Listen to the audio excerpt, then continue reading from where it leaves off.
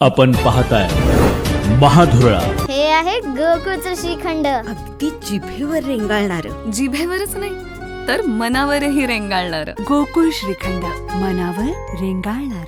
नमस्कार. महाधुरळा यूट्यूब चॅनलमध्ये मी गुरु बाळमाळे आपल्या सर्वांचं मनापासून स्वागत करतोय. आज आपण पाहणार आहोत महाधुरळा ब्रेकिंग न्यूज, ज्याचं संपूर्ण राज्यातील महापालिकांकडे लक्ष आहे.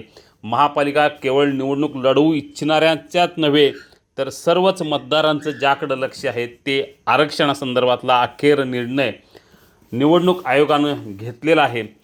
प्रभागातील आरक्षणाचा निर्णय आता 11 नोव्हेंबर रोजी होणार आहे. म्हणजे निवडणूक आयोगानं आरक्षण सोडतीचा कार्यक्रम जाहीर केलेला आहे.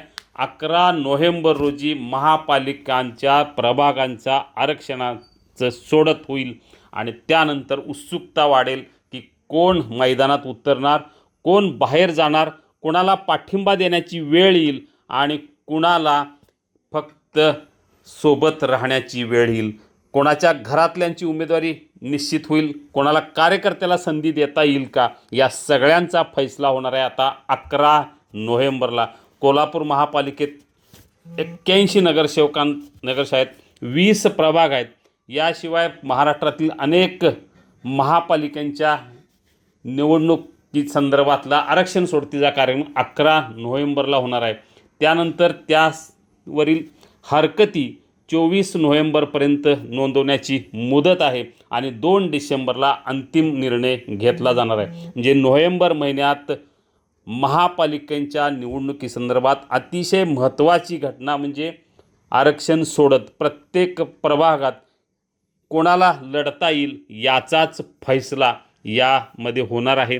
महिलांसाठी किती जागा, अनुसूचित जाती जमातीसाठी किती जागा, याशिवाय सर्वसाधारण किती जागा, या सगळ्या संदर्भात ओबीसीसाठी किती जागा, या सगळ्या संदर्भातलं निर्णय त्या दिवशी जाहीर होईल. म्हणजे प्रत्येक प्रभागात 2 महिलांना लढता येईल, 1 महिला लढता येईल, ओबीसी किती लोकांना लढता येईल, अनुसूचित जमातीसाठी राखीव कुठला मतदारसंघ असेल, या सगळ्यांचा फैसला 11 नोव्हेंबरला होणार आहे.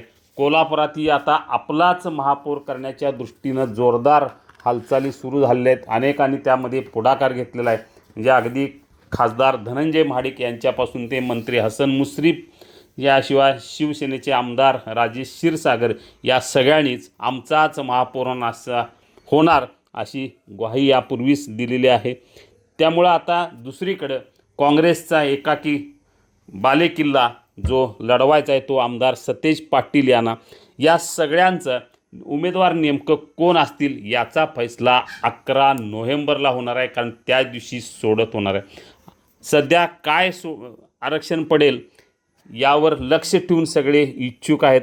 प्रचाराची रणधुमाळी अनेकांनी सुरू केलेली आहे. कुठलं आरक्षण पडलं तर काय करायचं, कोणाला संधी द्यायची याची चर्चा सुरू आहे. यामुळं आपल्याला संधी मिळाल्यानंतर आपल्या घरातल्या पत्नीला द्यायची, बहिणीला द्यायची की अन्य कोणाला, याचाही विचार आता सुरू आहे. या सगळ्यांचा निर्णय होणार आहे तो थेट 11 नोव्हेंबरला. त्यामुळं आता सगळ्या महापालिकेतली इच्छुकांचं लक्ष आहे ते 11 नोव्हेंबरला. त्यामुळे अतिशय ही महाधुरळाची ब्रेकिंग न्यूज. 11 नोव्हेंबरला महापालिका निवडणुकी संदर्भातला सर्वात मोठा निर्णय होणार आहे. त्यामुळं सगळ्यांचं लक्ष असणार आहे ते 11 नोव्हेंबरच्या या सोडतीकडं. धन्यवाद.